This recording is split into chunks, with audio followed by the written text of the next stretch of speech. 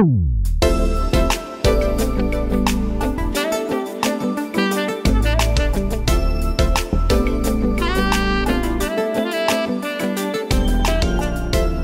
this is Davies from DC Productions and Channel ATV. Today we have a special guest, Miss Barbie Anaka, in the house. You look amazing, by the way. Thank you. Well, thank you for coming. Well, you should thank me for coming to your house because yes, this is you your for coming. house. Okay. Well, for those of you who are watching on this channel, Barbie is one of the best in Seattle, and she's going to talk about who she is, her background, the music, and the concert coming up, the launching of the third album, right? Mm-hmm. Third album. And so we're going to get to know a little bit about her. Hopefully, I'm not going to ask you about relationships and things like that, but if you want to, we can dig into your closet and pull out everything. Okay. We'll skip that part. All right. So why don't you tell the fans and the viewers on this channel, who you are and where they can find you if they're looking for you? Again, my name is Barbie Anaka, and I'm a contemporary jazz singer, songwriter, and producer. And you can find me right now on the internet, iTunes, where my music is available there, Amazon.com, my website, which is barbieanaka.com. And I have a performance schedule on my website. I also perform every Friday at Salty's on Alki with my band. With your band. So, and I know a lot of musicians today, they don't have the opportunity to have the band and actually perform everything traditionally. And you are well known for that. You have a band that backs you up every single time when you practice every week. What do you do to get them ready? Do you guys practice, or do you just show up and you got it like that, or what happens? That's sort of a secret, so I don't think I want to divulge that here. Okay, but, okay. We'll just say that my guys are completely professional, mm-hmm. and they can look at sheet of music and play it cold. So there's no practice involved. Well, I don't want to say that, but there's minimal practice involved. You can't have too many secrets. You have your fans that are dying just to know a little bit about what you do and how you prepare and everything. So, what's the biggest platform that you've ever performed at? I have to say not necessarily the biggest, because biggest implies the most people to me, but I think the most significant and special event for me had to be playing Jazz Alley for my first CD release party when I released In Love with a Memory. Yeah, it's a great place actually. The Jazz Alley we did a few weeks ago. We did a performance there with Dwele, and it was amazing. So I can just imagine seeing you there in front of that crowd and the wonderful food and everything. So I think in Seattle it's one of the best places you could go to, Definitely. Along with other places.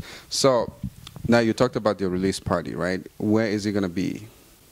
For the third album that's coming out in January, it's going to be held at the Triple Door in Seattle, which is going to be on January 6th, 2013, and it's a Sunday at 7:30 p.m. What should people expect from your new album? Is it more like live, or are you teaching people how to stay away from trouble? Are you... I wouldn't be very good at that myself.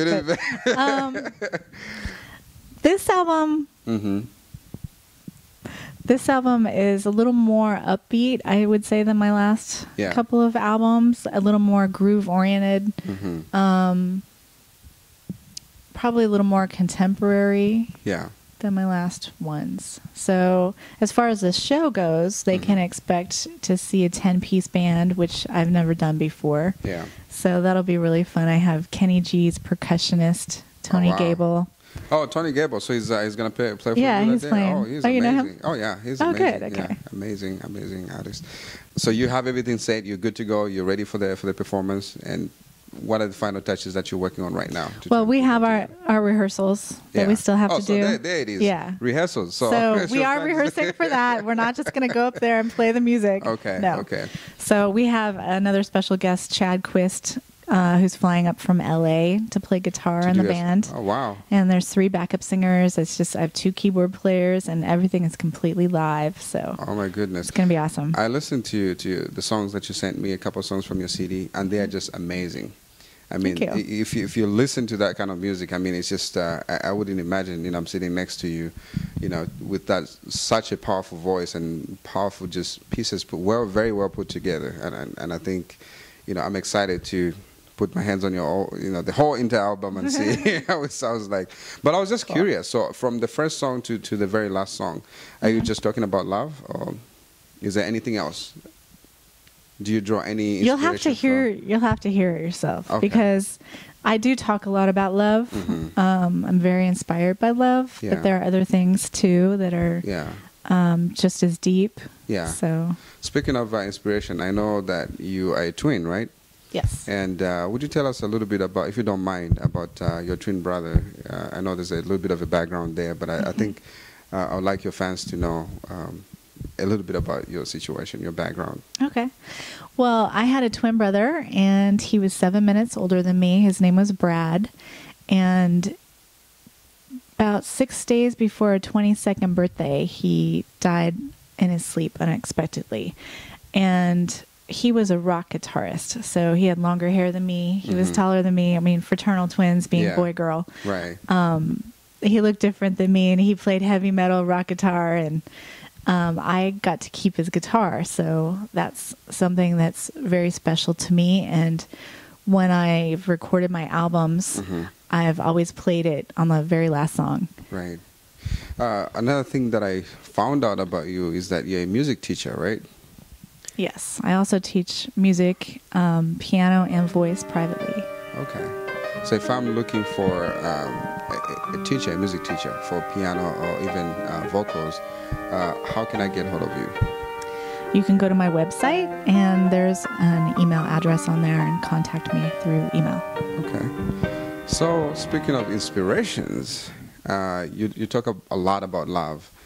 Did anything tragic happen to you? Did you have some weird relationship that actually just keep popping back up, in your music? Which one? I've had many weird relationships. That's all I can say about that. Okay.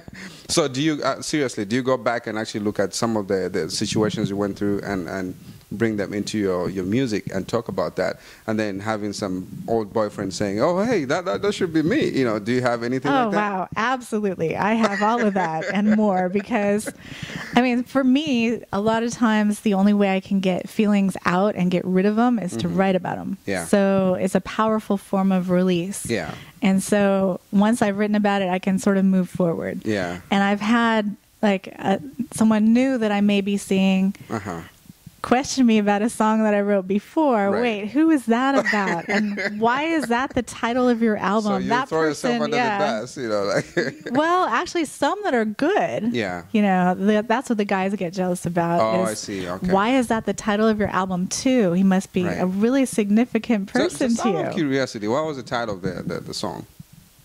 Which one? One of the good ones.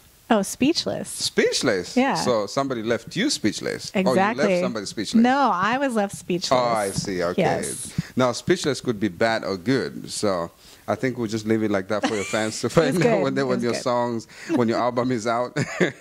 Now, I'm going to ask you about your name. When I look at you, I can't quite figure out whether there's a little bit of, European or whatever you want to call it. But Anaka, your last name, where does that come from? It is actually Ukrainian. Okay. And it's from my great-grandfather came over from Austria. Mm-hmm. And that was part of the Ukraine back then. So. I see. Okay. How deep are you with your roots? Do you keep the culture? Oh gosh, not really. Not really. Not really. Well, we live in America, right? Everything's all mixed up, right? So. That's true. My parents were actually born in Canada and moved to the U.S. and they had kids here. So I'm born here and everything. Third generation, yeah. Yeah. So, I mean, we only do traditional Ukrainian food at Christmas. Yeah. And that's about it. But do I know how to make it? No. No, you just eat it. Yeah, I'll eat it. Okay. Well, what before we leave, I know you're working on some things, some projects. What would you like to say to your fans? That's a hard one. I would like to say thank you for following me all these years and for supporting what I do, and especially coming out to my live shows and supporting a songwriter, because it's really awesome to just be able to make art and perform it for everybody else and have them enjoy it too. that's why we do it. Absolutely. Well said, Barbie. Again, by the way, I almost forgot. So, how did you get your name Barbie? Were you teased when you were growing up, or was that a good thing? Well, I'm still teased to this day, not just growing up, but I don't know how my mom came up with that. I think my full name Barbara, but nobody ever calls me that. So, I mean, probably because I was little and Barbie just seemed to fit, and then it stuck. And now you're your own brand. Barbie Anaka, everybody, you know, we are so glad that you opened your doors for us to come into your house.